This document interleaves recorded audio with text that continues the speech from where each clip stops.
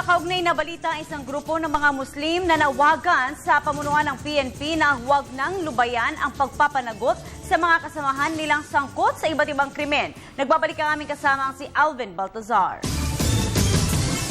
Isang grupo ng Muslim ang nanawagan kay PNP Chief General Alan Purisima na mas paigtingin pa ang kampanya laban sa mga pulis iskalawags. Ginawa ni Dato' Bashir Alonto, Chairman ng Metro Manila Muslim Community for Justice and Peace, ang apela sa harap ng umano'y pangaharas na naranasan ng kanyang mga kapwa negosyanteng Muslim mula sa ilang mga tiwaling pulis. Ayon kay Alonto, marami na sa kanila ang nakatikim ng lupit ng ilang lang namang mga pulis na sa halip na magbibigay ng proteksyon ay siya pang nanggigipit. Nais man niya nilang magsumbong o idaan sa legal na pamamaraan ng reklamo, hindi rin nila na itutuloy dahil sa takot.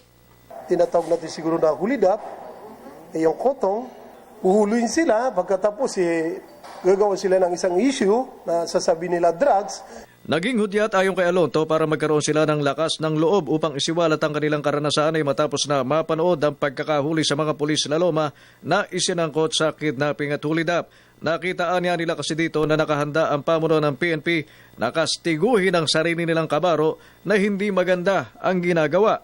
Nakakatuwa nga na nakita natin lalo na ho ang ating director ng CRPO, si General Balmoria, na yung pagpupursige niya, nakikita ho natin na talagang ito na siguro yung umpisa na makita natin yung mga ibang kapulisan pa natin na talagang kung may mga loko-loko pa, ay panawagan natin sa kanila.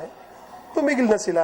Sa hanay naman ng liderato ng PNP, wag anyang mag-atubili ang mga kapatid na Muslim na iparating sa kanila ang ginagawang panggagatas ng mga unwanted policemen in uniform.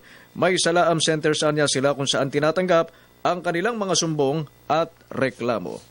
Wag sila mag-atubili pumunta sa aming Salaam police centers. Meron lahat. Ito nga, this shows that the PNP gives special concern for them. Para sa Telebisyon ng Bayan, Alvin Baltazar.